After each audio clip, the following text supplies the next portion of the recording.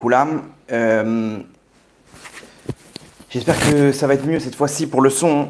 Ceux qui sont en direct avec nous, si vous pouvez me faire juste un petit retour. On a essayé d'améliorer. Techniquement, j'avais pas le bon embout avec l'appareil qu'on m'a prêté. Donc j'espère que ça sera un peu mieux cette fois-ci. Ok, juste un petit retour pour me dire si tout va bien. Ok.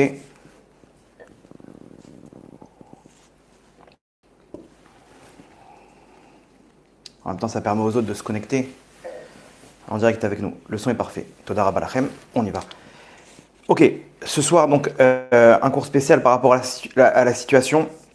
Bien entendu, s'il y a une sirène d'alarme, je serai obligé de vous quitter pendant 2-3 minutes, 5 minutes, je ne sais pas, mais en tout cas, restez connectés. C'est juste comment dire, une interruption. Donc, d'abord, avant de commencer le cours, j'aimerais juste le dédier pour donc les Nishmat, pour l'élévation de l'âme de tous les Niftarim.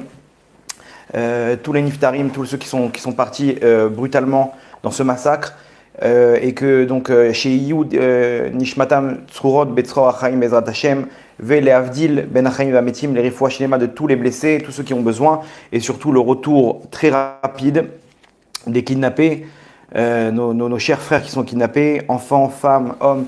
Shakadosh Baruch Hu Iten Emav Fachad dans le cœur de leur du Hamas, qui puisse les relâcher Bezrat Hashem rapidement. Et bien sûr que le cours soit pour la tzlacha de tous les chayalim, de tous les soldats qui soient sur le front, sur terre, et tout le Ham Israël Bezrat Hashem.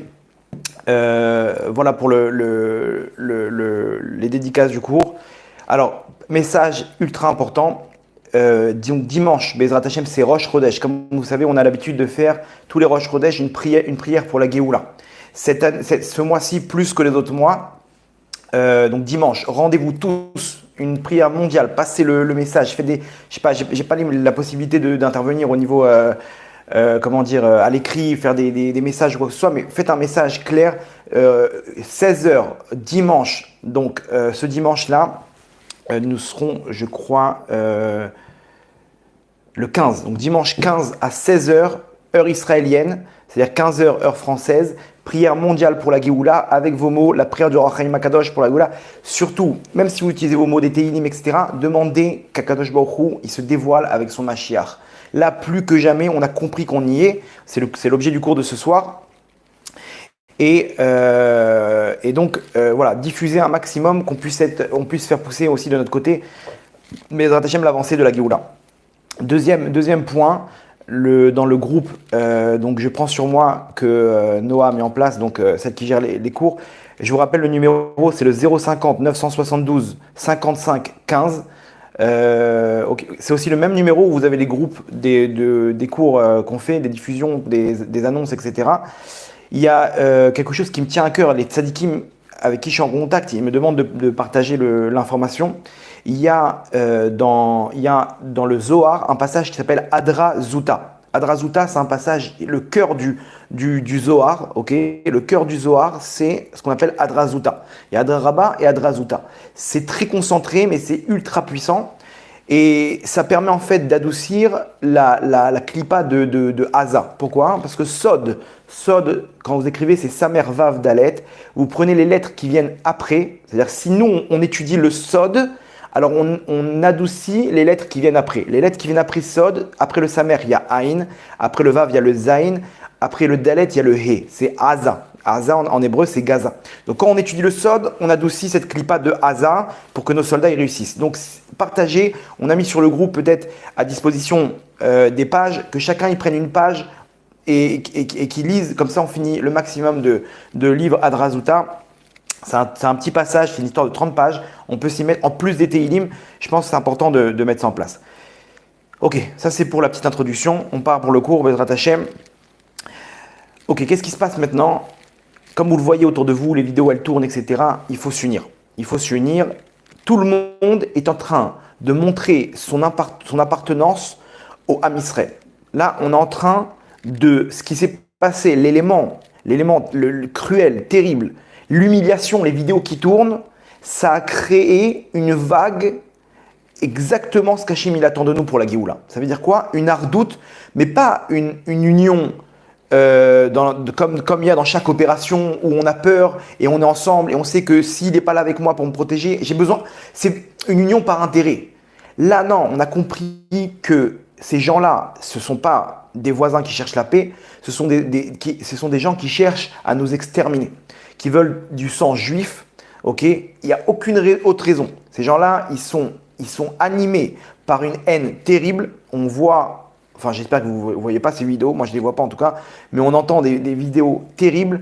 L'humiliation, ça a créé un regain d'appartenance au Ham Israël. Maintenant, quand je vois et j'entends ces soldats qui se font humilier, qui se font bafouer, ces enfants qui sont capturés, ces femmes, d'un coup je me dis non, le Ham Israël il va se relever. Et donc d'un coup j'ai envie je réveille cette étincelle du Ham Israël qui est en moi, cet amour pour le Ham Israël, cette union qu'on a dans les Neshamot tous ensemble.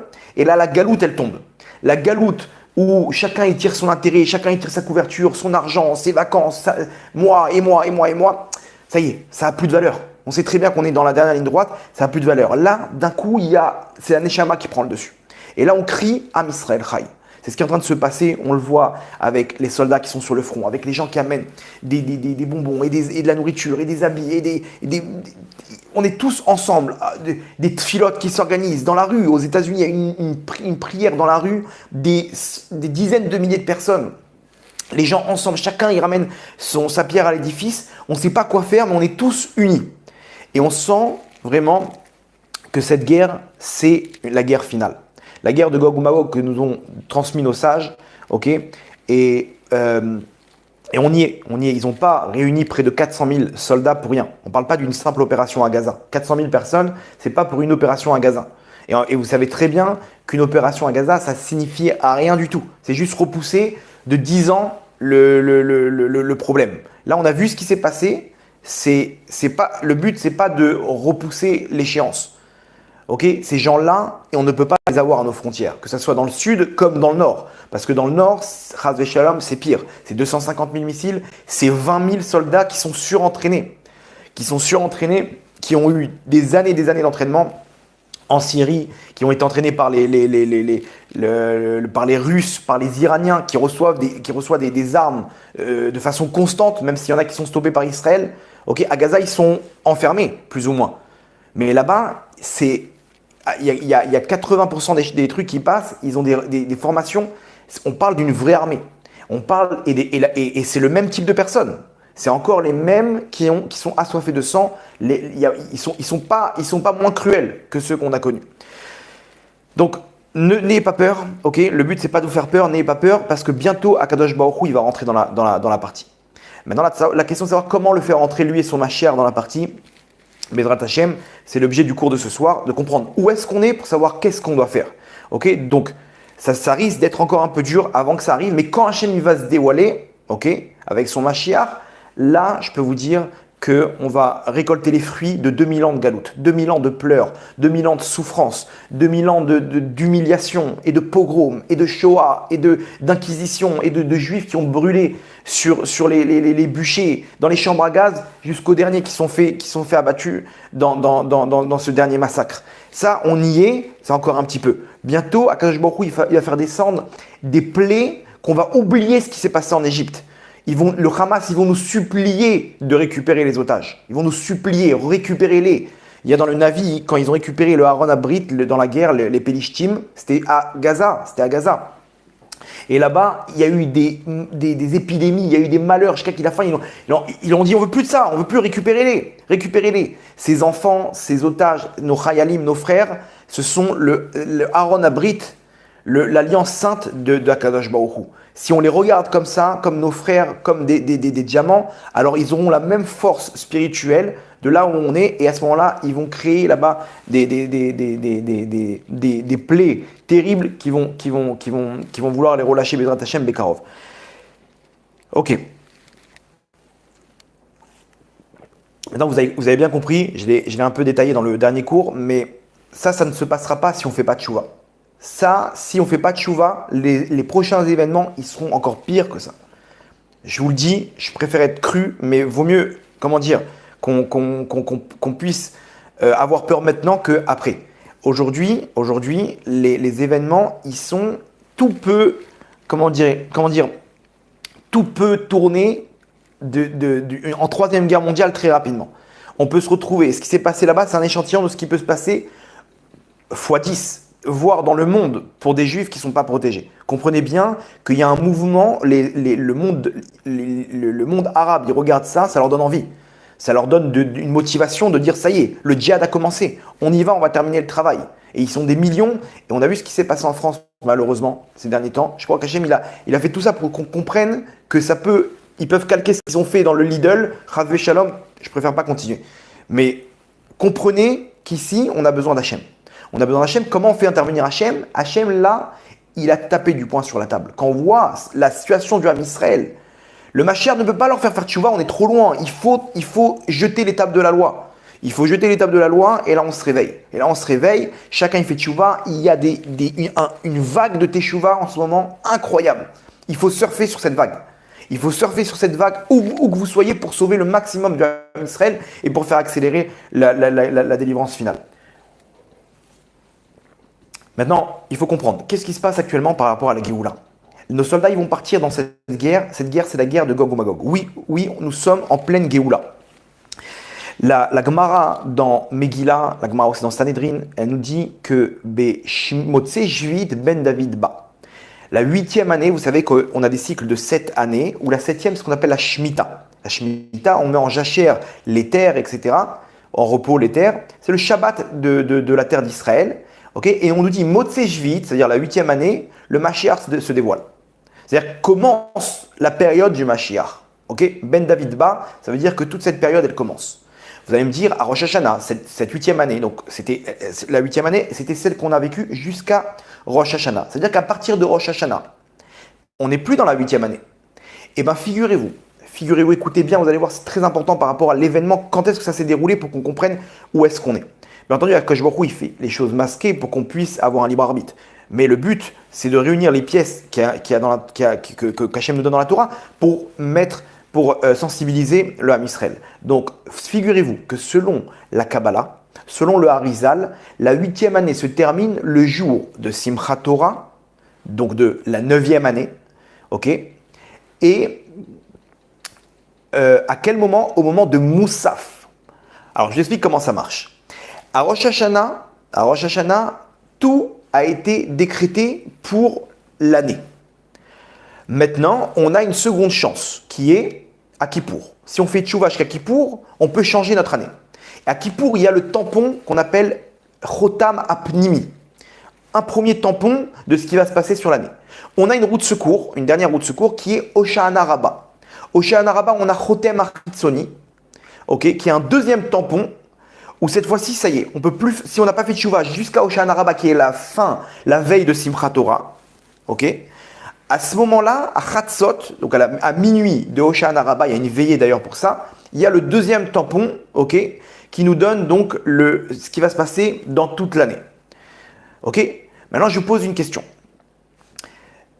Ce qui va se passer de Rosh Hashanah au moment où on va tamponner ce qui va se passer dans l'année, ça a été décidé quand? Puisque tout ce qui a été dessiné sur l'année, il est encore en suspens jusqu'à Hoshana Rabbah. Donc, ce qu'on vit maintenant dans cette période, il a été décrété quand? Le Rosh Hashanah d'avant. C'est-à-dire qu'en fait, le Rosh Hashanah, il décrète tout ce qui va se passer de Hoshana Rabbah jusqu'à Hoshana Rabbah. Vous avez compris? Maintenant, il y a une toute dernière chance, qui est que lorsque le tampon, ça y est, c'est tamponné, tous les ordres de ce qui va se passer pendant l'année sont tamponnés et vont être donnés aux anges qui vont appliquer ça à un temps précis dans l'année. Ok, vous me suivez? Très bien. Maintenant, donc, tout est tamponné à Hoshana Rabbah. Il y a une toute dernière roue de secours qui est Simchat Torah. Écoutez bien, à la Kedusha de Moussaf, de Simchat Torah, ouais, Akadosh Baruch Hu, il envoie les ordres. Jusqu'à ce moment-là, on peut encore changer les choses. C'est-à-dire qu'Akadosh Baruch Hu, il peut récupérer un pétek, un ordre et le changer. Donc en fait, la dernière date, la date limite, c'est le Moussaf de Simchat Torah. À partir de quand on peut faire Moussaf? À partir du Netz. À partir du Netz, on peut commencer à faire Moussaf. Le Netz, c'est quand? 6h30 du matin aujourd'hui en Israël. Ça veut dire que le massacre a commencé à 6h30 du matin. Ok? Juste, ils ont commencé le massacre même à 6h20, je crois. Juste avant le Netz, ils ont le lever du jour, ils ont le moment où on peut commencer la prière de Moussaf. Ils ont commencé l'acte qui a déclenché la naissance du Mashiach. Là, on est en plein accouchement. Au début, c'est des souffrances, mais après, on aura le bébé dans les mains et on va en rigoler de tout ça. Il y aura Triat Hametim, il y aura ce qu'il faut. Mais là, tout de suite, on est en train de pousser. Ça y est, c'est plus les 4 et 5 morts des petites contractions. Là, on est dans la contraction où le bébé il est en train de sortir. Ce bébé, c'est le Mashiach. Ok? Donc là, on y est, ça commence. L'accouchement, il commence 6h20. Tac. À 6h30, ça y est, c'est le moment où les ptakim, ils sont envoyés. On a toute la matinée pour le faire, le moussaf. Mais déjà, les ptakim, ils sont envoyés. Et donc, une fois que les ordres, ils sont envoyés, on rentre donc dans la 9e année. Donc, en fait, l'événement qui s'est produit, ce tragique événement, il est, selon la Kabbalah, donc dans la 8e année. Ce que nous ont dit nos sages, que la 8e année, Ben David Ba. Vous comprenez? Donc là, à la dernière minute, on est dans les arrêts de jeu de la 8e année. Les arrêts de jeu, avant le coup de sifflet final, boum, ça commence. Donc là, on est en plein dedans. On est en plein dedans. Bien entendu, qui dit Géoula dit donc guerre de Gog ou Magog. La guerre de Gog ou Magog, on est en plein dedans. Il faut savoir qu'elle est obligée. On est obligé de passer par cette guerre-là. Ok? Et vous allez comprendre pourquoi. Il y a 3 raisons. 3 raisons. La première, c'est la vengeance. Akadosh Baruch Hu, il y a marqué El Nekamot Hashem, El Nekamot Ophia. Akadosh Baruch Hu, c'est un Dieu de vengeance où il va venger tout ce qui s'est passé. Tout ce qui s'est passé sur le Ham Israël pendant tout cet exil. Il va faire revenir en Gilgulim, en réincarnation, tous ceux qui ont fait du mal. Là, on va entrer dans une guerre terrible, ok, voire une 3e guerre mondiale, et à la fin, ils vont tous se retourner contre Israël. Vous allez voir, c'est la suite. Les événements, ils sont très logiques. Là, on n'est pas dans une simple opération. Comme il dit, c'est une guerre. Les États-Unis, ils ont ramené leur porte-avions. Poutine, il a dit, s'ils interviennent, les États-Unis, on intervient. Il y aura l'Iran qui vont intervenir. Le Hezbollah, le Yémen, ils ont dit, on intervient. En Syrie, en Irak. Les Turcs, ils disent, si c'est ça, on va devoir prendre en compte le Israël comme un organisme de terrorisme. Et bien entendu, le monde, aujourd'hui, ils font les lèche-bottes parce qu'ils voient les images, mais le nature va revenir au galop et ils vont intervenir. Et on va arriver à une situation où, comme par hasard, tout le monde va se retrouver contre Israël. C'est comme ça. Mais il faut savoir une chose, c'est qu'à ce moment-là, Akadosh Baruch Hu, il va les faire trembler. Et chacun qui va partir, c'est la réincarnation de quelqu'un qui a fait du mal à un juif, même qui lui a craché dessus. Akadosh Baruch Hu, il va se venger. Deuxième raison pour laquelle Akadosh Baruch Hu, il a besoin de faire cette guerre, pour s'élever. Venit kadishti, veit gadelti, les écoles. Il y a écrit qu'Akadosh Baruch Hu, c'est pour ça qu'on fait le Kaddish, it gadal, veit kadash. Akadosh Baruch Hu, il va grandir son nom et il va sanctifier son nom à travers la victoire du Ham Israël. La victoire du Ham Israël, comme il y a eu à toutes les générations, où la mer elle s'est ouverte, etc., c'est la victoire d'Hachem. Donc, on est obligé de passer par un élément de peur, de guerre, pour avoir une victoire terrible. Bien entendu, comme je vous ai expliqué le dernier cours, ce qui s'est passé, les morts, etc., c'est par rapport à ce que la terre d'Israël, elle fait payer toutes les fautes pour le Gamabrit. Tout ce qui est par rapport à la Gdusha, toutes les avérotes dues à la Brit, à la Gdusha, etc., pour pouvoir laisser la Malchoute s'installer. Donc il y a une part du veau d'or, ce que j'ai expliqué là-bas et tout, de réparation de cette faute-là aussi. Mais en tout cas, là, ça c'est la deuxième raison. La troisième et dernière raison pourquoi Akadosh Baruch Hu il est obligé de passer par une guerre, c'est pour réinstaller un nouvel ordre dans le monde. Alors il faut savoir que le monde aujourd'hui, il est dirigé par les gagnants de la Seconde Guerre mondiale. Aujourd'hui, ceux qui ont le droit de veto à l'ONU, c'est ni plus ni moins que les gagnants de la Seconde Guerre mondiale. Les États-Unis, la Russie, la Chine, la France, l'Angleterre, ce sont les gagnants de la Seconde Guerre mondiale. C'est-à-dire celui qui gagne la guerre, c'est lui le patron. C'est logique. Israël, lorsqu'ils ont gagné la guerre des 6 jours, ils sont venus, les Jordaniens, là-bas, le Waqf, ceux qui s'occupaient, il a donné les clés du mont du Temple. Aujourd'hui, quand tu veux mettre une caméra ou un portique de sécurité au mont du Temple, c'est l'intifada. À l'époque, ils ont donné les clés. Ils ont dit, ça y est, c'est vous les patrons. On a baissé la tête. Bien entendu, Il y a encore d'autres énergumènes qui ont rendu les clés, ok? Ça aussi, on va en parler, Bezrat Hashem. Une deuxième force qui va devoir tomber aussi. Mais en tout cas, pour pouvoir installer la Géoula, vous comprenez que demain, le Mashiach, il va se dévoiler. Il ne va pas parler gentiment et leur dire, excusez-moi, on a besoin d'installer le Beth Amikdash là. Pensez que vous pouvez nous laisser une petite place? Il va se renvoyer balader. On est obligé de passer par une guerre. Cette guerre, je vous dis la fin de la guerre. La fin de la guerre, c'est la victoire du Ham Israël, comme dans toutes les générations. Veishe Hamda la votenu. Et ceux qui ont. Vakash Baruch Hu Matzilenu miyadam. Chaque génération le dit à Pessah, ils se lèvent pour nous détruire.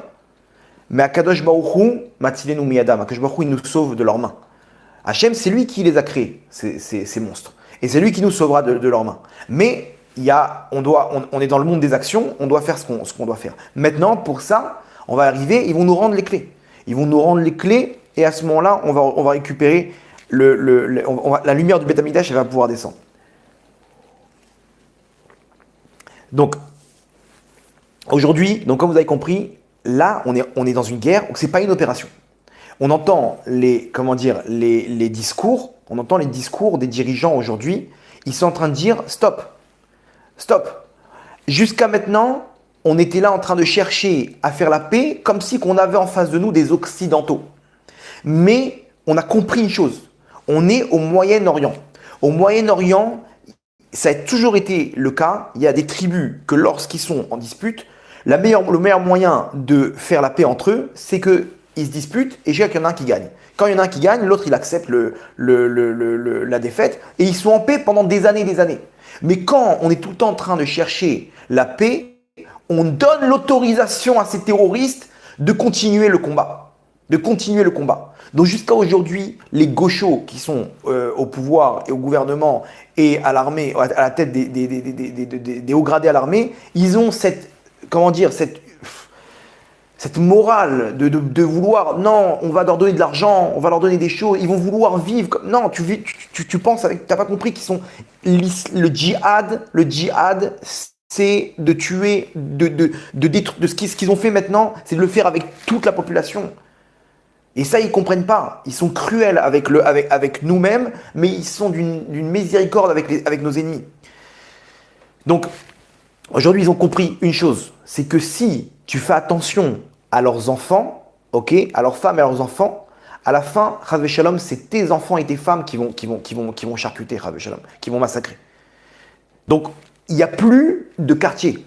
Ça, c'est la guerre. Et c'est pareil avec le Hezbollah. C'est-à-dire qu'on va terminer avec le Hamas. Mais on aura la même menace pour les implantations à la frontière du Liban. Et pareil pour ceux qui sont en Judée-Samarie. Et pareil pour les Arabes israéliens. On le voit, ces gens-là qui sortent avec des couteaux, des Arabes israéliens. Donc là, le Ham Israël a compris, ok, on parle de gens qui sont même loin de Torah et Mitzvot, parce que ça dans la Torah, il y a écrit la solution, mais ils ont compris que ça y est, stop. Il faut se débarrasser d'eux. Il faut, comme un couple, ils ne s'entendent pas, il faut divorcer. Là pareil, on va divorcer. Divorcer, ça veut dire quoi? Ça veut dire arriver au shalom avec eux, c'est passer par la guerre. Et 400 000 personnes, 400 000 soldats, c'est par rapport à ça. Maintenant, il faut comprendre. De là, vous comprenez bien que le monde arabe, il va se réveiller. Si c'est une guerre d'Israël, donc des Juifs, contre les voisins arabes, il y aura un amalgame en disant que voilà, c'est l'islam, ok, l'Iran, bien entendu, ils vont rentrer dans le truc, et tous les Arabes du monde, ils vont se réveiller. Ok, c'est ça le scénario, Chas v'Shalom, où ils vont venir de tous les pays du monde, et la Russie à leur tête. Ok, il y a la Corée du Nord, il y a la Chine. Les États-Unis ne croyaient pas qu'ils sont là pour nous défendre. Ok, ça c'est une autre histoire. Ils ont un autre plan en tête, ils ont un tout autre plan, les États-Unis. Ils ne sont pas là du tout pour nous défendre. Donc, laissez tomber. On ne peut se reposer que sur Hachem. Là, il faut comprendre qu'on ne peut se reposer que sur Hachem. Et ce qui s'est passé en Israël, c'est la première étape. Mais lorsque ça va commencer, qu'on aura Hachem avec nous, il faudra comprendre que le scénario, c'est que les Juifs du monde, ils viennent en Israël. Si ce qui s'est passé en France, ça se reproduit, mais cette fois-ci en tant que effet boule de neige de ce qui se passe ici en Israël, je peux vous dire qu'il faudrait vite préparer une valise, un passeport de prêt au cas où. Parce que là, Hachem, il est en train de faire un scénario où il va ramener tout le Ham Israël. Si c'est la guerre de Gog ou Magog, ça va se passer ici, avec tout le Ham Israël. Donc, mettez ça dans un coin de votre tête pour ceux qui sont en route l'arrête, mais là, c'est la suite de l'histoire. La suite de l'histoire, elle est qu'il n'y a pas 400 000 soldats pour rien. Maintenant, nos sages nous disent qu'à la fin des temps en plus, c'est ce qui doit se passer.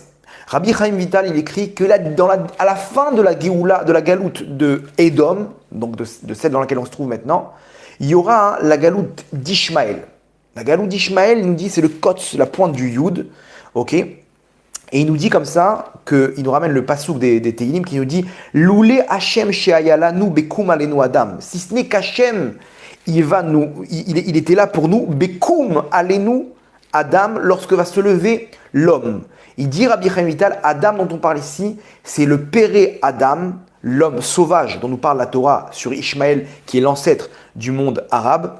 Ok, c'est lui. Lorsqu'il va se lever, si ce n'est qu'Hachem, il n'avait pas été là pour nous, on n'aurait pas pu s'en sortir. C'est-à-dire que là, on nous montre, Rabbi Chaim Vital nous dit qu'à la fin des temps, c'est Adam, le péré Adam, ok, il va se lever contre nous, ok, et à ce moment-là, si Hachem, il n'avait pas été là pour nous, ça aurait été terminé. Cette phrase-là, avant ce qui s'est passé le Shabbat, Simchat Torah, lors du massacre, on n'aurait pas compris. On dit quoi? Et qu'est-ce qu'ils peuvent faire? Qu'est-ce qu'ils peuvent faire? Ils vont se lever, truc. On sait, ils peuvent rien faire contre Tsahal. On a des systèmes de défense, on a des barrières, Aujourd'hui, on comprend. On comprend que là, ils l'ont fait avec 1500 hommes. 1500, si vous rajoutez 2 zéros derrière, c'est une autre histoire. C'est une autre histoire. Donc là, il n'y a que Hachem qui pourra nous sauver. Le Gaon Milissa, il ramène là-bas dans Baba Batra, on ramène les histoires de Rabba Bar Chana, des histoires incompréhensibles. Bien entendu, c'est des allusions, etc. Il y a une histoire où Rabba Bar Chana, il raconte qu'il était sur un bateau et ils ont trouvé un îlot. Ils se sont posés là-bas pour manger, pour se reposer et ils ont commencé à à chauffer quelque chose, ils ont fait un genre de barbecue et en fait, ils étaient sur le dos d'une baleine. Cette baleine, elle s'est retournée. Et il dit heureusement que le bateau il est à côté, on a pu vite courir et atteindre le bateau et s'en sortir. Cette histoire, elle a ni queue ni tête, on comprend rien à cette histoire, mais nous dit le Gaon Milissa, ok, il nous dit, cette histoire c'est une allusion qu'à la fin des temps, le Ham Israël il va être sur sa terre. Et il y aura avec le Ham Israël un autre peuple qui va se retourner contre eux. Et si ce n'est que la Géoula, qui est le bateau, n'avait pas été proche, on serait tous noyés. On aurait tous été massacrés par ce peuple. C'est-à-dire que de cette histoire-là, on comprend qu'à la fin des temps, il y a un peuple qui va être avec nous sur la Terre Sainte, ok, qui va se retourner contre nous. C'est écrit noir sur blanc. Et si ce n'est que le bateau, que la Géoula, elle est juste là, on n'aurait pas pu s'en sortir. Donc Rabotaï, là, la lumière du Beth Amikdash, elle est en train de descendre. Bien entendu, quand elle descend, il faut que matériellement, elle s'installe. Entre parenthèses, ceux qui nous ont suivis, je fais un cours comme ça, quand j'ai raconté ce qui s'est passé à Ouman, et j'ai raconté mes sentiments personnels, que là-bas, la lumière qu'il y a à Ouman, c'est ni plus ni moins que la lumière du Beth Amikdash. L'ambiance de Aliyah la Regel, etc. Regardez le cours là-bas, il y a 2-3 semaines qu'on a fait.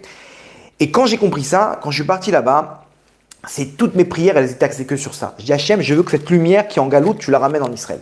Et lorsque j'ai sonné le shofar, c'est moi qui ai sonné le shofar, j'avais qu'une kavana en tête. C'est de sonner et de dire, toi Rabbi Nachman, tu montes les prières pour faire descendre le Beth Amikdash. On est chez toi maintenant, je sais pas moi comment ça marche les kavanotes d'atteindre ce qu'il faut, mais on veut le Beth Amikdash. Et le cours et à Kippour, le cours est axé sur ça. On disait il faut maintenant que tout le monde prie pour que la lumière du Beth Amikdash, elle descende. Et je vous avais dit là-bas, s'il se passe quelque chose derrière, vous comprendrez que c'est ça. C'est des trucs que ça va s'installer. Effectivement, là, on est en train de faire descendre la lumière du Beth Amikdash. Pourquoi? Parce que comme le Beth Amikdash, il va descendre, il va être où? Il va être sur le mont du Temple. Mais pour être sur le mont du Temple, il faut qu'il te redonne les clés. Pour qu'il te redonne les clés, il faut qu'il y ait une guerre où il perde cette guerre. Mais c'est pas tout. Parce que si tu gagnes la guerre et qu'il te donne les clés, ceux qui dirigent aujourd'hui, l'élite israélienne qui sont ni plus ni moins que le Rêve Rav, ils vont leur rendre les clés en leur disant non, on ne veut pas la guerre, on ne veut pas tout ça, on veut la paix, etc., etc. Donc il faut que ces deux forces, elles tombent. Ces deux forces, elles tombent, ok, afin que puisse s'installer matériellement la lumière du Beth Amikdash sur la terre d'Israël. Je vous rappelle juste l'histoire que j'ai J'ai raconté le dernier cours, ok? Il faut vraiment que je la raconte parce que le dernier cours est très mal passé. Et cette histoire-là, elle est intéressante pour nous dire ce qui se passe. On a des messages de gens qui reçoivent, qui ont la capacité de capter ces messages. Il faut les transmettre. Il y a à Rehovot, encore une fois, il y en a qui m'ont demandé le nom, les trucs et tout. Il s'appelle Biton. Je ne connais pas son prénom. Et c'est quelqu'un qui se présente aujourd'hui en tant que maire de la ville de Rehovot. Il a un fils autiste, ok, qu'il a ramené à Kippour. Cet enfant, il reçoit des messages, des fois c'est des bêtises, des fois c'est des vrais messages. Et il fait des rêves et tout. Cet enfant, en plein milieu de l'année, il a commencé à pousser des cris, ils n'ont pas compris, ils l'ont renvoyé chez lui. Sa mère lui a dit, pourquoi tu t'es excité? Il a dit à Simchat Torah, il y aura un massacre en Israël. Et je voulais les réveiller pour qu'ils annulent le décret. Bon, sa mère, elle a laissé passer. Et quand elle a entendu ce qui s'est passé à Simchat Torah, elle est venue le voir, elle lui a dit qu'il avait un grand sourire en lui disant, t'as vu ce que je t'ai dit? C'est exactement ça. Elle a dit, alors c'est quoi la suite? Et cet enfant-là, il lui a dit, ça va durer 1 mois. Il y aura des guerres, ça va pas être simple du tout. Mais à la fin de ce mois-là, le Mashiach, il va se dévoiler. Le Mashiach, il va se dévoiler et tout dépend de nous. Si nous tout ça, c'est pour faire tchouva au Ham Israël. Si nous, on fait tchouva rapidement, il se dévoilera le plus rapidement possible. Ok? Donc, regardez un peu comment tout coordonne. La Gemara nous donne des signes. La Gemara, donc Sanhedrin, Sadik Zayin, elle nous ramène, je vous cite. Vous allez voir, c'est exactement l'état d'esprit dans lequel on se trouve maintenant. En ben David ba achitiashu mina geoula. Le Mashiach ne viendra que lorsqu'on va désespérer de la geoula. Et la Gemara dit Keilu en somer ve'ozer, comme si il n'y a personne qui peut nous aider. Hachem n'est plus là. On va arriver à une scène, on va dire quoi, mais comment Hachem, il nous aide plus là. Dans ce massacre, on a vu comment Hachem n'a pas été là, entre guillemets, hein, dans la mesure où ils ont une chance dans tous les domaines. Dans tous les domaines, tout leur a souri. Pendant 5 heures, ils se baladaient. C'est impensable. Comment ça se fait? Et là, tout le monde est en train de se poser la question, mais peut-être qu'Hachem nous a abandonnés. Peut-être qu'on est reparti pour une Shoah, Chas Shalom. Donc, justement, ça veut dire qu'on est en train de désespérer de la Géoula. C'est le moment. C'est le moment où on touche le fond. C'est là que ça part. Regardez la suite. Amar Rabbi Chama Bachanina. Nous dit Rabbi Chama Bachanina, En ben David ba, Tichle malchut azalam Israël. Le Mashiach ne viendra lorsque se terminera la royauté, la pauvre, la mauvaise royauté d'Israël. Rashi dit toutes sortes de royautés, même la plus petite d'entre elles. Aujourd'hui, il faut comprendre une chose, qu'en Israël, on se repose sur l'armée, on se repose sur le gouvernement, on se repose sur les renseignements, on se repose sur les technologies. Aujourd'hui, on se repose sur personne. Aujourd'hui, les gens, ils ont compris, quand ils entendent des scénarios qu'il y a des terroristes dans la rue, ils ont peur. Attends, mais c'est la preuve qu'on se repose, jusqu'à maintenant, on se reposait sur la police et sur l'armée, et pas sur Hachem. Parce que maintenant, quand on te dit qu'il n'y a plus d'armée, il n'y a plus de police, on a peur. Attends, mais ça veut dire que on vient de te prouver que tu n'as jamais eu confiance en Hachem. Vous comprenez, je parle pour moi aussi. Pourquoi tu as peur? C'est Hachem qui fait tout. Il utilise l'armée et la police. Maintenant, quand on te dit, ouais, ils sont débordés, il y a des mecs de partout, d'un coup, on flippe. On se repose sur des valeurs ici en Israël. C'est un problème. Ça doit tomber. Ce qu'on appelle Kori Veotsem Yadi. Kori Veotsem Yadi, c'est quoi? C'est ma force et ma puissance. Asali et Achaylaze. C'est elle qui m'a aidé et pas Hachem. Aujourd'hui, c'est vrai qu'on est croyant, etc. Mais on est quand même content d'avoir des F-35. Et j'entends des paroles, il faut rayer ça de votre bouche quand on dit « Ouais, Biden, il a amené son porte-avions ». Ces paroles-là, elles repoussent la Géoula. Parce que là, Hachem, il attend que toutes les malchoutes, elles tombent. Toutes les malchoutes, elles tombent. Comment dire, même celles qu'on croit que les États-Unis vont nous sauver. On n'est pas là-bas. Même quand tu crois que ton F-35 est l'armée, et là, les gens, ils commencent à flipper. Là, ils ont compris, les gens, que oulala, attends, là, il y a de ça, on est content, mais on a quand même, au fond, on a quand même mis en première position à Kadosh Baruch. Et ça, tout le monde, même des gens qui sont très loin, ils sont devenus croyants. Les gens à l'armée, j'ai un élève, il est à l'armée, il m'a dit, il n'y en a pas un qui n'a pas mis le tzitzit. Il n'y en a pas un qui n'a pas mis le tzitzit. Des mecs, il m'a dit, un russe, il est chrétien, il n'est même pas juif, il a mis un tzitzit. Tous, ils ont tous conscience qu'il n'y a qu'Hachem qui protège maintenant. Là, il a laissé passer, Mais maintenant, et donc quoi alors? Et l'armée? Ben non, en fait jusqu'à présent, Hachem il nous montre, l'armée elle tient par rapport à moi. Oui, mais attends, on a Mobilize, on a Elbit, Marachot, des systèmes de fous et de machins, de laser, un laser qui va liquider toutes les... T'as rien compris là. Hachem il nous a mis la claque de notre vie.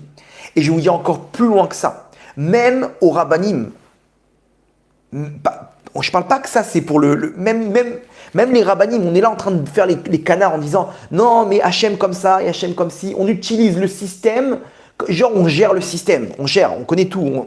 Hachem, on sait comment il marche, ne vous inquiétez pas. Fais ça, prends sur toi ça, tu n'auras rien. Même ça doit tomber. Même aujourd'hui, les rabbinim, ils disent il n'y a rien, on ne sait pas. Il y a un mec qui m'a posé la question, il m'a dit qu'est-ce que tu en penses? Je lui ai dit je pense que je comprends rien. Voilà ce que je comprends. Voilà ce que je pense. On comprend rien. Celui qui pense dire j'ai compris ce qui se passe et machin, etc., il est complètement à côté de ses pompes.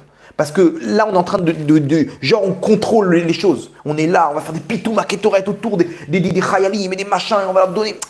C'est toi qui gères, c'est toi le patron encore. C'est toi le patron. Rien, personne, il n'y a personne. Il n'y a que Hachem maintenant. Il n'y a que Hachem. Et ça, c'est la lumière du Mashiach ben David. Mashiach ben David, je m'annule. David Améler, il n'existait pas. C'était que Hachem. La Malchut ben David, c'est que Hachem. On doit arriver d'abord, avant de passer à l'action, ça c'est Mashiach ben Yosef, c'est l'action, le système. Donc jusqu'à maintenant, c'était le système. Ça c'est Malchut, c'est Mashiach ben Yosef. Mashiach ben Yosef, c'est le système, le monde de la Torah, l'armée, les trucs, Après vient Mashiach ben David. Mashiach ben David, c'est tout ça, là, tout ce système, j'y comprends rien. Il n'y a rien, il n'y a que toi, Hachem. On ne peut se reposer que sur notre Père qui est dans le ciel. Aujourd'hui, il faut comprendre qu'on doit s'unir autour d'Hachem et rien d'autre. Il n'y a rien qui peut nous sauver à part Hachem. Là, les gens ils l'ont compris, il n'y a plus rien à faire. Ça, c'est la lumière de Mashiach ben David. Arriver à s'annuler. Je comprends rien. Hachem, tu fais ce que tu veux. Oui, attends, peut-être que j'ai bloqué la porte avec le frigo. Celui qui veut s'en sortir, faut qu'il se connecte avec Hachem. Hachem, tu fais ce que tu veux. Tu veux détruire ton peuple? Fais ce que tu veux. Tu veux nous sauver? Fais ce que tu veux. Tu veux que je sois là pour la Géoula ou pas? Je suis rien. Dans tes bras, Hachem. Je suis dans tes bras, je te prends la main. Ça, c'est ce qu'on demande. Que Hachem, il te dit, En ben David ba, achitichle, malchut azalam Israël. Cette malchut, pour que je puisse installer la mienne, cette royauté, elle doit disparaître extérieurement et dans ton cœur, quand tu penses que tu sais gérer. J'ai rien du tout. Ni mon argent, ni tout ça, ça sert à rien. Il n'y a que toi, Hachem. Il n'y a que toi qui décides. Ma vie, elle est entre tes mains. Je me jette sans filet dans tes bras, Hachem. Il n'y a rien d'autre. Il n'y a rien d'autre. C'est ce qu'Hachem nous amène maintenant à arriver à ça. Et tout le monde aujourd'hui a compris ça. Même les plus hauts dirigeants, ils ont compris que si Hachem ne protège pas son peuple, Shakat Shomer, il protège pour rien le garde. Parce qu'il n'y a pas de protection divine. Donc, d'accepter et surtout s'annuler. Ça, c'est la lumière qu'Hachem lui fait descendre, celle d'accepter et de faire entrer la royauté d'Hachem. Et vous comprenez bien que cette royauté, elle ne peut pas cohabiter avec une autre royauté. Donc Hachem, il est obligé d'abord de détruire toutes nos valeurs, nos fausses royautés, pour pouvoir installer la sienne. Donc on est en plein dedans. Donc, ça, c'est ce qui se passe aujourd'hui avec nos ennemis, nos voisins. Mais il faut comprendre une chose. Là, on passe à la deuxième étape. Ok, la deuxième. Donc ça, c'est Ishmaël. Le côté Ishmaël, qu'on a compris qu'à la fin des temps, ça doit se passer comme ça. On va le faire et on est en plein dedans. La deuxième chose qu'il faut savoir, c'est que Ishmaël n'est ni plus ni moins qu'un pantin. Un pantin entre les mains de qui? Entre les mains du Erev Rav. Alors écoutez bien, Ishmaël, c'est ni plus ni moins qu'un pantin entre les mains du Erev Rav. Le Erev Rav, c'est quoi? C'est une force qui est beaucoup plus importante, que Ishmaël. Ishmaël, il est là pour nous faire du mal, Chas Shalom, mais le Erev Rav, son rôle, c'est d'empêcher la royauté d'Hachem de venir au monde. Vous comprenez? Donc, il utilise Ishmaël pour pouvoir contrer le Mashiach ben David. Mais celui qui tire les ficelles, c'est le Erev Rav. Maintenant, on va me dire, quel rapport là dans cette guerre? Où tu vois le Erev Rav ici? Alors, je vous pose quelques questions. quelques questions. Ok, on va poser ensemble des questions. Vous allez comprendre où est-ce qu'ils sont impliqués le Erev Rav. Je pointe du doigt personne, bien entendu. Je suis pas en train de dire c'est lui, c'est eux. On ne sait pas qui ils sont. Ok, je pointe du doigt personne. Juste, je vous donne des faits et vous-même vous allez tirer des conclusions. Ok, par rapport à ce qui s'est passé. Entre parenthèses, il faut comprendre une chose, c'est un sujet qui est très connu dans le monde des tzadikim. Ok, et un jour, il y a un tzadik qui m'a dit des choses, etc. Je ne comprenais pas. Je lui disais, mais c'est quoi ça? Pourquoi il y a des guerres et tout? Il me disait, c'est la lumière du Mashiach. Et j'ai dit, mais pourquoi il y a tant de morts par rapport à ce qui s'est passé à Méron? Il m'a dit une chose, il m'a raconté une chose, j'y comprends pas trop la vérité, mais je vous dis telles quelles les choses comme elles sont. Il m'a dit, il faut comprendre que la lumière du Mashiach, elle est en train de s'installer. Le Mashiach, c'est une neshama. C'est une neshama, peut-être qui est déjà dans un corps, qui est en train d'agir, une personne qui est en train d'agir. Mais dit maintenant, il faut comprendre qu'il y a une guerre entre cette lumière qui doit s'installer et une lumière qui s'oppose à la Malchut d'Hachem. Cette lumière-là qui s'oppose, ce sont ni plus ni moins qu'une une lumière spirituelle qui a comme cavalier certains personnages dans le monde.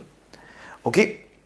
Et eux, ils font du mal, peut-être de façon direct ou indirect, au Mashiach. C'est-à-dire que le Mashiach, il se fait neutraliser par des forces spirituelles négatives, ok? Et ces gens-là, ils font des cérémonies, des machins, des trucs, tout plein de choses que eux, ils savent même pas pourquoi ils font ça. Mais eux, ils font en sorte de neutraliser le Mashiach. C'est inconscient chez eux, ils neutralisent le Mashiach. Et lorsqu'ils font du mal au Mashiach, il y a des neshamot qui sont ce qu'on appelle des neshamot des soldats de l'armée de David, Améler, qui viennent s'interposer. Et c'est pour ça que des fois, on a des tzadikim qui partent. Les 45 de Méron font partie des soldats de l'armée de David, Améler. Comme ça, il m'a dit. Il m'a dit, ils se sont eux interposés. Ils savent même pas, eux. Eux, ils ont demandé à eux de prendre le coup spirituel, ok, et de payer de leur vie pour ça. Peut-être que ceux qui sont partis maintenant, c'est la même histoire. Et là, en l'occurrence, donc ça nous prouve combien le Mashiach, il est neutralisé. Et ça nous donne aussi l'élément de réponse. Qu'est-ce que nous, on doit faire? Entre parenthèses, dimanche, la prière du Mashiach, il faut penser à ça, de prier pour que le Mashiach il ait des forces. De demander à Hachem, cette prière-là, elle donne ni plus ni moins que de la vitalité à cette lumière du Mashiach. Ok? Donc maintenant, je pose certaines questions, ok? Et vous-même, vous allez essayer de répondre. D'abord, le Zohar Pinchas Resh Lamed Bet Amud Bet nous dit que le Erev Rav fera plus de mal.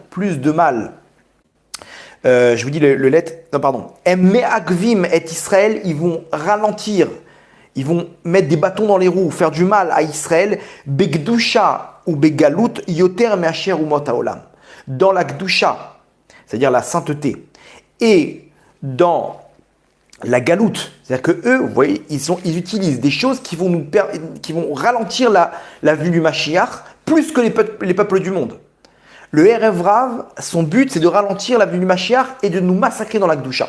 Remarquez bien, encore une fois, je ne donne pas des noms, mais à Kippour, en Israël, par exemple, il y a un groupe de gens de gauche, d'extrême gauche, que à 20 endroits, à Tel Aviv, où il y avait des prières de Kippour qui étaient organisées dans la rue, où il y avait une séparation entre les hommes et les femmes pendant la prière, ok, à 20 endroits, ils sont venus, ils ont saccagé les Mechitzot et ils leur ont interdit de prier dans la rue parce que c'est un manque de respect pour la femme qui est mise de côté, genre, etc. Alors que dans tous les pays en Europe, tout le monde accepte, tout le monde comprend qu'il y a une séparation par rapport à la tsniout. Ils ne supportent pas la Gdusha. Et c'est intéressant de voir comment Akadosh Baruch Hu, il a cassé les barrières qui nous séparent de Gaza et qu'il a frappé 20 sur 22 kibbutzim et villes. 20 sur 22. Est-ce que vous pensez que c'est un hasard? Je vous laisse ça entre parenthèses.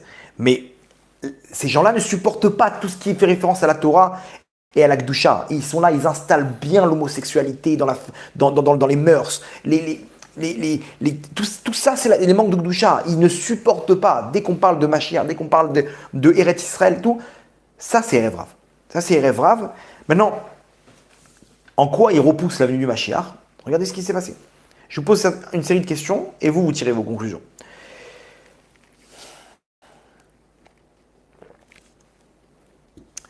Moi-même, j'étais combattant à l'armée, ok? Donc je sais comment ça se passe parce que j'étais sur la frontière du Liban. ok, la frontière du sud Liban. J'étais à la frontière là-bas, donc je sais comment ça marche une frontière israélienne. Et la frontière du Liban, c'est rien à côté de la frontière de Gaza, ok. Ce qui s'est passé ce jour-là de Simchat Torah, c'est incompréhensible. Il faut savoir qu'il y a une frontière, ok, qui sépare. Je jette le sujet, hein. Il y a une frontière qui sépare. Cette frontière, il y a des détecteurs où si un renard, par hasard, il a cogné la frontière, dans les 2-3 minutes qui suivent, ok, il y a déjà 3 Hummers. 3 Hummers qui sont équipés comment dire, de mitraillettes, des grosses mitraillettes qu'on appelle Raphaël. Dedans, à l'intérieur, il y a un mec avec un écran. Il peut automatiquement nettoyer toute une zone. Okay, même s'ils sont une cinquantaine de personnes, c'est un joystick. Il prend une zone comme ça, il appuie sur le bouton et automatiquement, comment dire, la mitraillette, elle rase tout ce qu'il y a sur cette zone-là. Il y a 3 Hummers sur une dizaine de kilomètres, tous les dizaines de kilomètres qui sont tout le temps là, H24. Tous les 8 heures, ils se relayent. Il y a des caméras qui sont là avec des filles qui gèrent la caméra. Dès qu'il y en a un qui s'approche à des centaines de mètres, il y a des détecteurs, il y a des ballons qui sont H24 au-dessus de la frontière et qui surveillent tout ce qui bouge. Okay, il y a une ligne de tank derrière s'il y a un problème.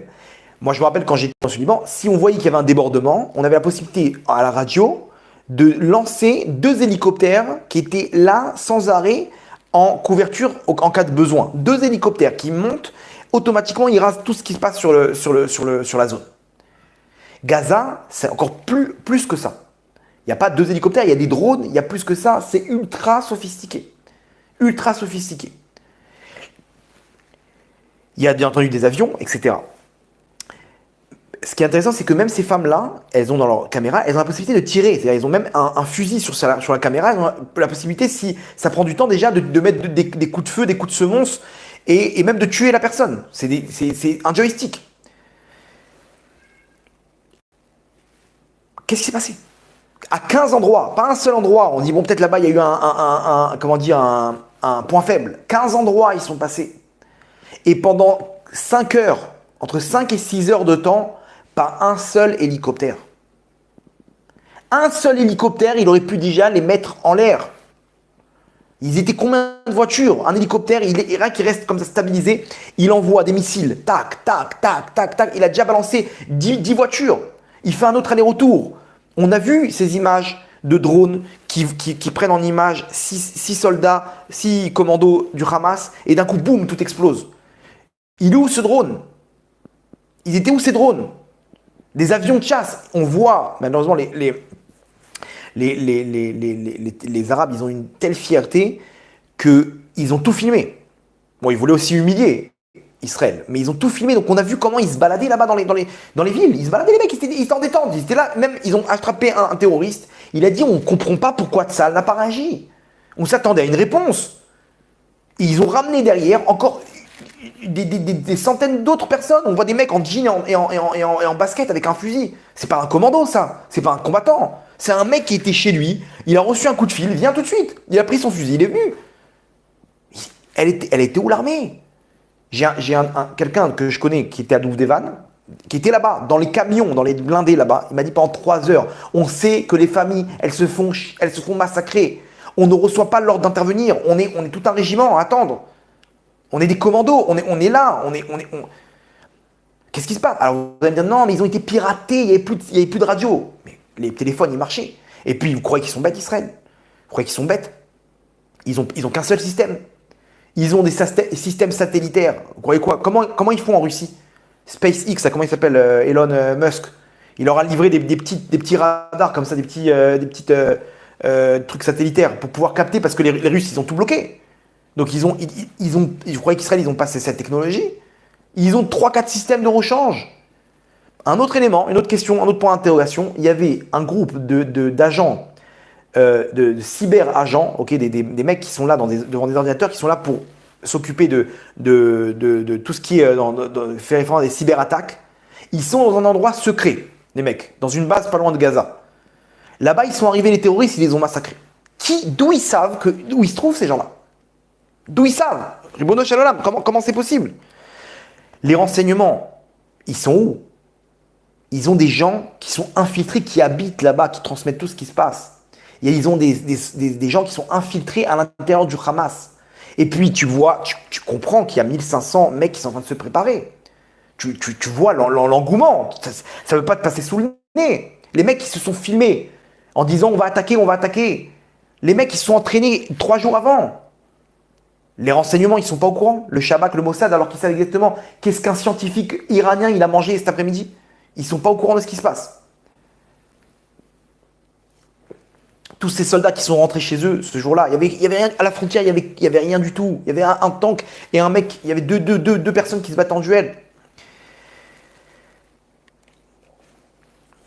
Maintenant, une autre question. Bizarrement, ok, quand il y a eu les manifestations avec l'extrême gauche, ok, on a vu là-bas un mouvement de hauts gradés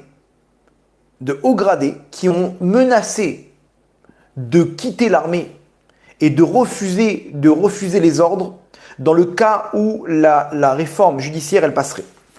Dont, écoutez bien, le chef du Mossad qui a dit que j'espère qu'on ne va pas me demander de choisir entre le gouvernement et la Cour suprême. Parce que mon choix, il sera tout de suite fait.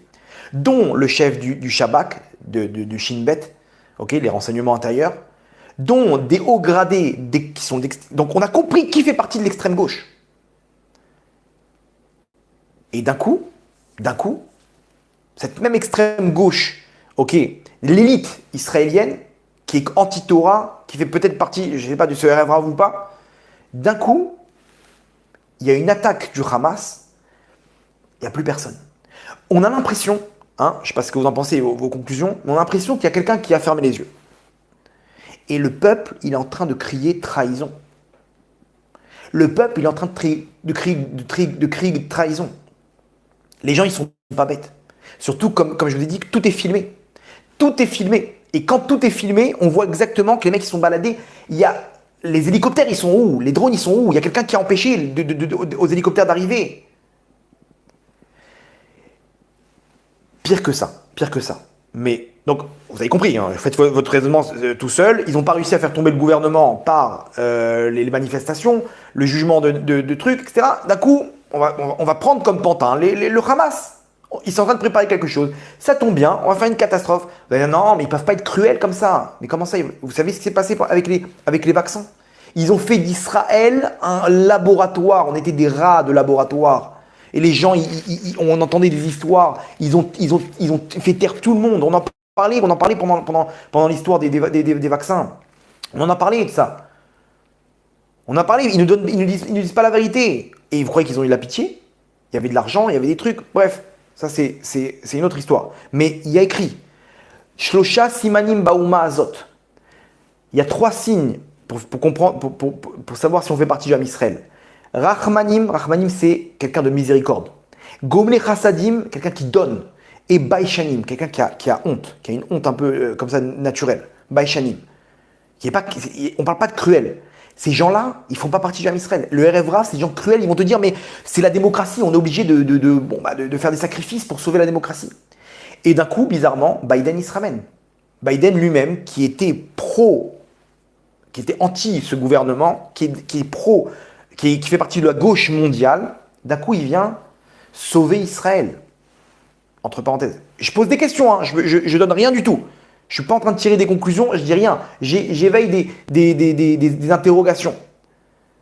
Moi, personnellement, ça me fait très peur. Pourquoi? Parce qu'il se peut que lorsqu'Israël va un peu trop abuser, la gauche va dire stop, nous on veut la paix. Il y a des gens ici à l'intérieur qui sont des dictateurs. Il faut nous aider à les enlever et récupérer le mandat Israël. Les États-Unis, ça tombe bien, ils sont là. Et donc, Bezrat Hashem, donc il faut nous sauver. Il faut nous sauver et récupérer le mandat et donner ça aux bonnes personnes qui sont humaines, qui ont la morale. Vous comprenez de quoi il s'agit? C'est un plan. Ça peut être un plan tout ça.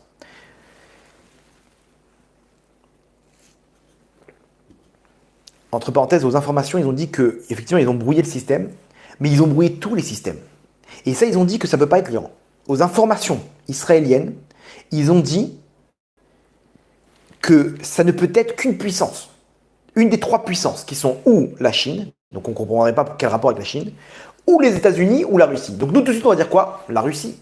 C'est la Russie, bien entendu. C'est la Russie. Pourquoi? Parce que la Russie, ils sont avec l'Iran et ils sont donc avec le Hamas. Et donc, ils ont aidé le Hamas à intervenir. Moi, je vous dis, et pourquoi pas les États-Unis? Ben pourquoi? Parce que peut-être qu'il y a un plan d'ailleurs pour pouvoir faire tomber, pour pouvoir aider à faire tomber, comment dire, à récupérer ce qu'ils ont perdu par les élections et par la réforme la réforme judiciaire. Et peut-être que les États-Unis, pourquoi en plus c'est logique? Parce que la Russie elle-même, elle n'a pas réussi à pirater les systèmes ukrainiens. Avec SpaceX de Musk, ils ont réussi à détourner les piratages de la Russie. Donc la Russie, c'est pas des cracks en pirates. Israël aussi peuvent détourner ça en rapide. Vous comprenez? Bref. Ça c'est encore une fois c'est le rêve rave. Ils empêchent Israël dans la Gdusha et dans la Galoute. Ils les empêchent d'avancer. Et on est face à ces deux forces qui sont Ishmaël et Rêve Rav à la fin des temps. Là, ce qui est en train de se passer, c'est d'une pierre deux coups. Vous avez remarqué? C'est d'une pierre deux coups parce que les gens, là, on est en train de se battre sur tous les fronts. Mais deuxième chose, c'est que le peuple, ça va venir d'en bas. Il va dire stop. Ils vont se révolter contre ces dirigeants quand ils vont connaître la vérité. Quand ils vont tirer les mêmes conclusions, ils vont se poser que tout le monde se pose. Ces questions que tout le monde se pose aujourd'hui. Je suis en train je dévoile rien. Hein. Je pose des questions. Je dévoile rien du tout. C'est pas un secret, c'est des questions que tout le monde se pose. Toute personne qui a un peu de connaissance dans l'armée, il comprend ce qui est en train de se passer. Donc ça, c'est la lumière de la Géoula. La lumière de la Géoula, elle met de côté ces deux forces-là pour que le Mashiach ben David s'installe. Donc cette guerre est une guerre extérieure et intérieure. Et c'est ces soldats-là, ces soldats sur le front, nos tzadikim qui vont partir maintenant, et qui vont partir sur le front, qui seront protégés par Hachem, Bezrat Hachem, qui ont une force énorme, mais aussi nous, à l'intérieur, le peuple. Le peuple, nous, doit réagir pour faire tomber. Je pointe du doigt personne, je ne dis pas qu'il faut se révolter contre Pierre-Paul Jacques. On ne sait pas c'est qui ces gens-là, mais nous, on peut aider le Mashiach pour que lui fasse descendre cette force spirituelle dans les mondes d'en haut, ok, et que tout puisse s'installer comme prévu. Et ça, comment on doit faire, nous? Comment on doit faire pour faire tomber ça? Comme je vous l'ai dit au début du cours, la tchouva. Nos actes spirituels, ils font tomber les choses en haut. Ils donnent des forces au Mashiach. Il faut qu'on donne des forces au Mashiach, déjà dans la prière. Il faut qu'on prie tous les jours. Hachem, envoie ton Mashiach. Hachem, on te veut que toi Hachem, que toi. Et des mitzvot. Des mitzvot, il y a une histoire incroyable. Regardez comment Hachem il se dévoile. Il se dévoile Hachem par rapport aux histoires où les gens ils ont pris sur une mitzvah et ils ont été sauvés. Il y a une femme qui a été prise en otage avec sa fille, je crois. Ok? Elle s'est retrouvée avec le terroriste du Hamas il n'a pas supporté de la voir qui était dénudée. Elle était, ça va.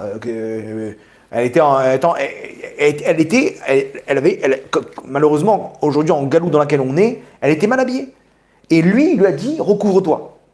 Elle a mis elle s'est recouverte. Et juste avant de franchir la frontière, quelques centaines de mètres avant, il lui dit, allez, pars. Il arrête la voiture, il la fait sortir, il lui dit, pars, rentre chez toi. Elle est sortie, elle est rentrée chez elle, parce qu'après, il faut éviter aussi les autres terroristes. Elle a réussi à s'en sortir, elle est rentrée chez elle. C'est un témoignage qui est passé dans le journal. Maintenant, moi, je vais vous dire la profondeur de cette histoire. Cette histoire, elle est tellement forte parce que elle s'est juste recouverte. Elle a, même sans intention, elle a rajouté la lumière de la tsniout en elle, dans sa neshama, et elle a déployé un mérite qui lui a sauvé la vie. Ça, on en a parlé dans le dernier cours, mais c'est la femme qui va prendre sur la tsniout, elle se protège, elle protège sa famille. C'est évident. C'est évident. Ou du moins un petit acte. Vous vous rendez compte, cette femme-là, elle s'est recouverte pas pour Hachem, parce qu'elle a obéi aux ordres du terroriste. Elle a été sauvée. Cette opération, elle s'appelle Charavot Barzel, les épées de fer. Barzel, c'est les initiales de Bilha, Rachel, Zilpa, Léa. Ce sont nos 4 imaot. Les 4 imaot, les femmes de Yaakov, qui étaient bien entendu d'une tsniout parfaite. Là, on parle des épées de nos imaot, de la tsniout. Quand toi, tu prends sur toi la tsniout, tu envoies des épées contre les forces du mal. Ils perdent leur force. Ils perdent leur force.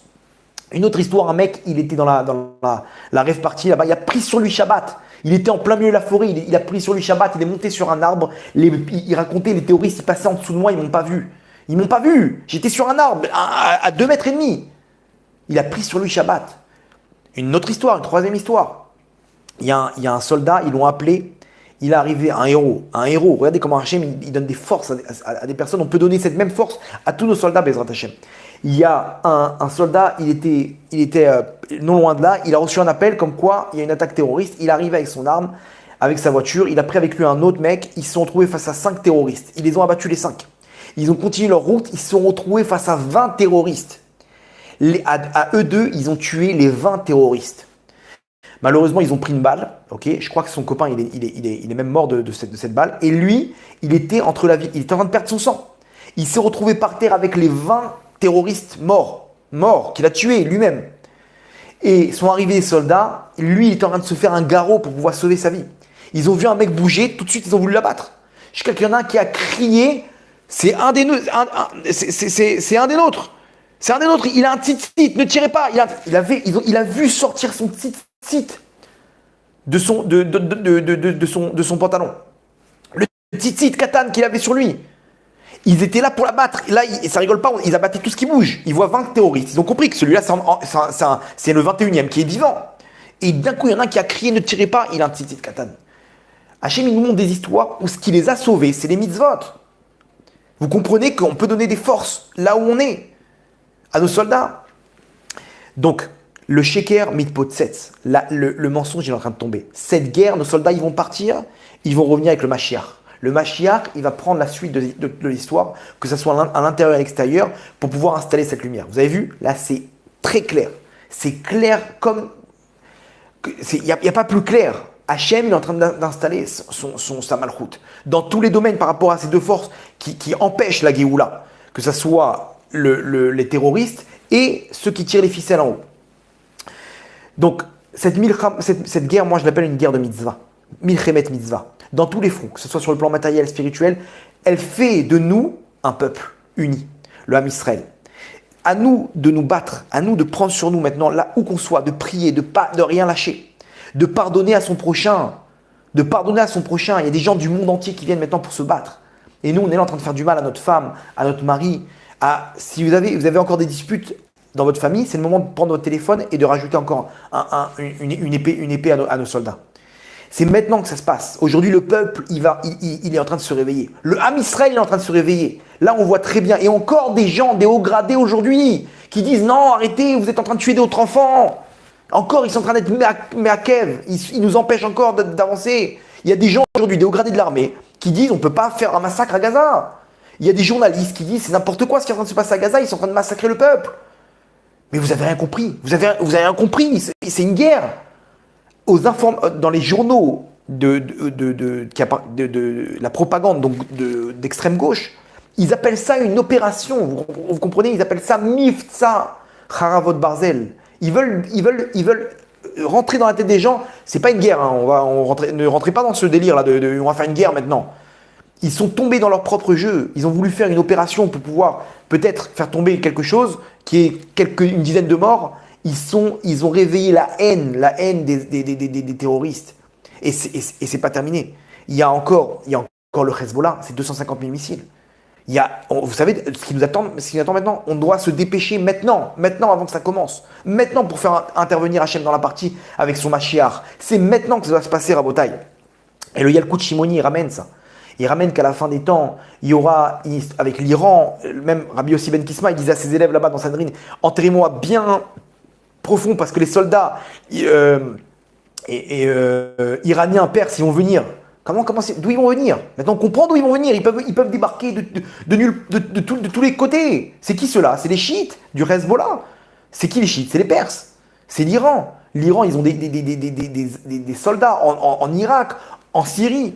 Eux-mêmes, ils ont des missiles. Vous comprenez qu'on est face à une troisième guerre mondiale. Dans tous les côtés. Et donc, là, on est face à une Milchemet Mitzvah. Le Yalkut Shimoni, comme je disais, le Midrash, il ramène que Meler Paras avec Meler Aravi, Après, ils vont venir prendre conseil Melech Arabi, donc c'est l'Arabie Saoudite, auprès des États-Unis, de Edom, ok. Vous avez vu juste avant, il y avait un pourparler pour, comment dire, pour la paix entre Israël et l'Arabie Saoudite. Et là, Choser Meler Paras, au Machivet Kol Haolam.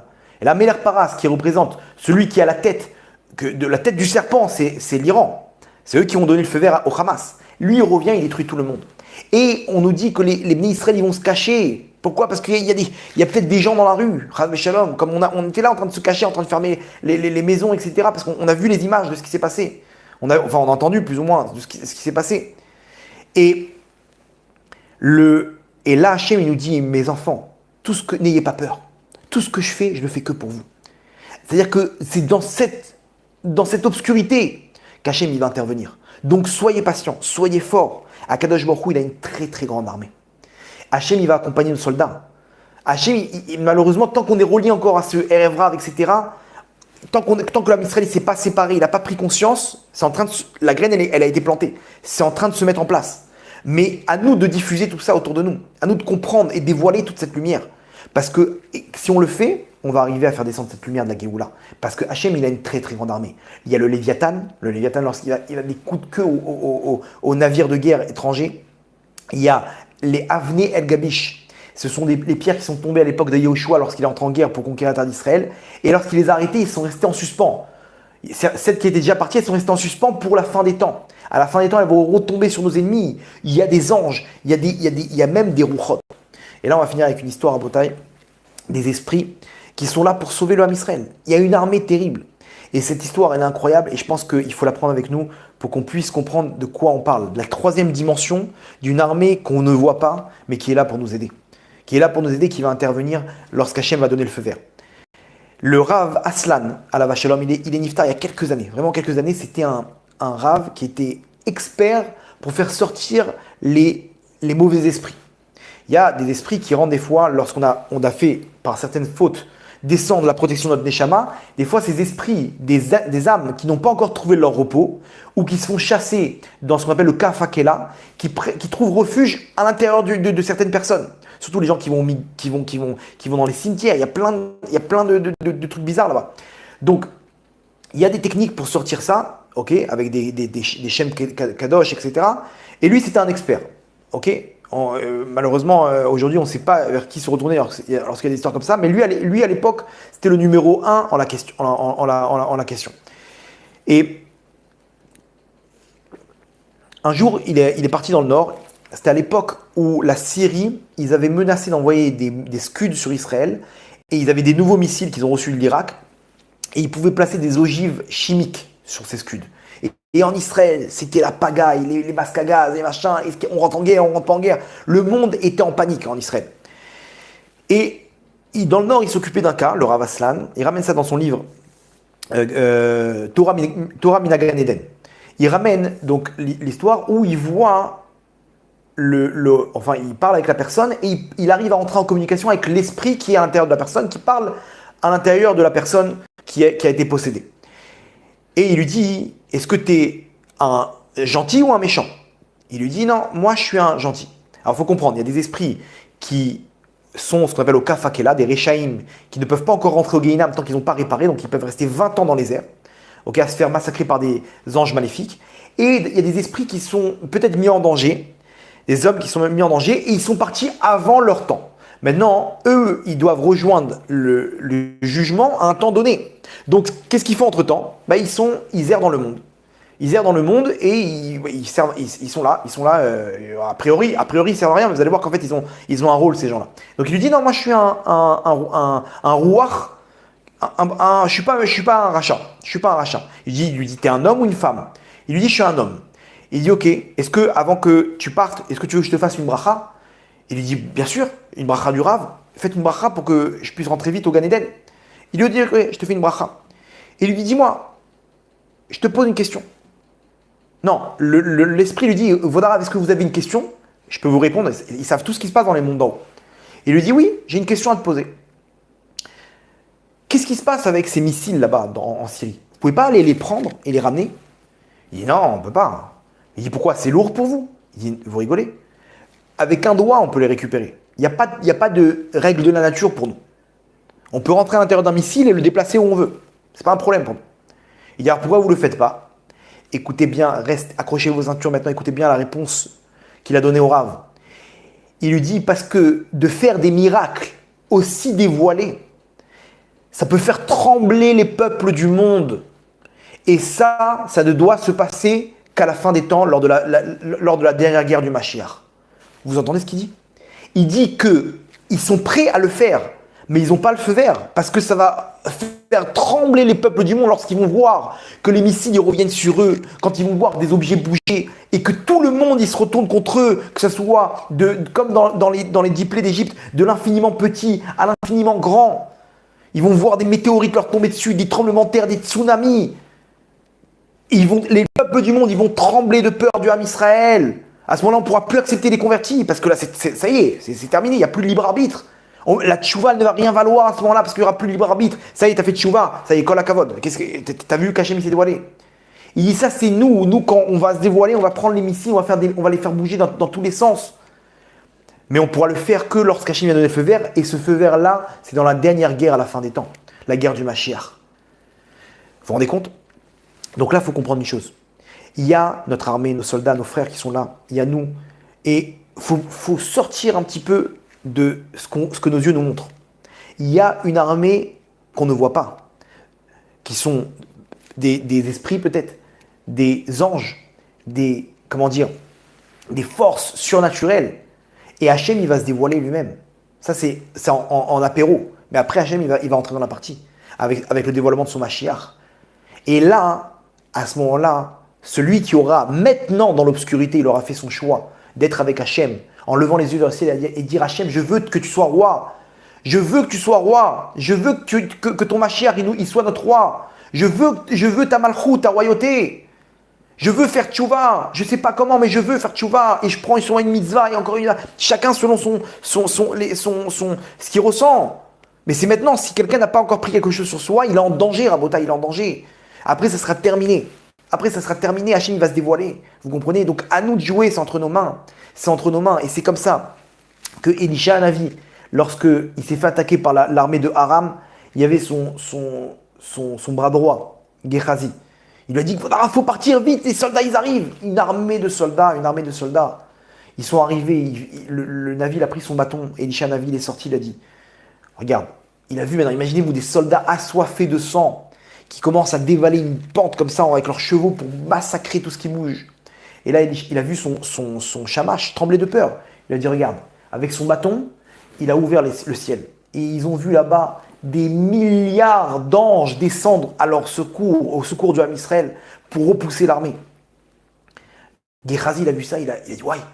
Et il s'est calmé, il a repris la Emouna. Et là, Elisha Hanavi, il a pris son bâton et il a aveuglé tous les soldats. Makat Sanverim, ça s'appelle. Et ça, il y a certains tzadikim qui arrivent à le faire. Avec certains yichoudim, Makat Sanverim, il a aveuglé tous les soldats. Ils sont tous tombés par terre. Tous aveuglés. Les sages, ils posent la question et nous disent, mais pourquoi il a montré toute l'armée alors qu'en fait, lui-même, il leur a réglé leur compte, Elisha Hanavi. Pourquoi? Juste parce que, pour redonner la Emouna à son shamash, à Gehazi. Lui, il n'avait pas la Emouna. Et quand tu n'as pas la Emouna, alors le prophète, il a perdu ses forces. Il ne peut pas faire quelque chose au-dessus de la nature. Donc, à nous maintenant d'avoir la Emouna, qu'Hachem, il va intervenir à chaque instant à Botaï. Parce que lorsqu'on a la Emouna, on donne des forces au Mashiach qui va intervenir. Le Mashiach qui est neutralisé, il y a des forces spirituelles qui sont là, qui essayent d'intervenir. On n'arrive pas à s'en sortir. À Botaï, il faut qu'on donne des forces, il faut qu'on y croie, il faut qu'on rentre la Emouna, il faut qu'on prie, il faut qu'on agisse. C'est ça ce qu'on fait. Et nos soldats, ils vont rentrer et ils vont revenir, Bezrat Hashem, Bekarov, avec le Mashiach, avec la victoire et le dévoilement d'Hachem, Berachamim, Dolim, Baruch Adonai Leolam, Amen, Amen.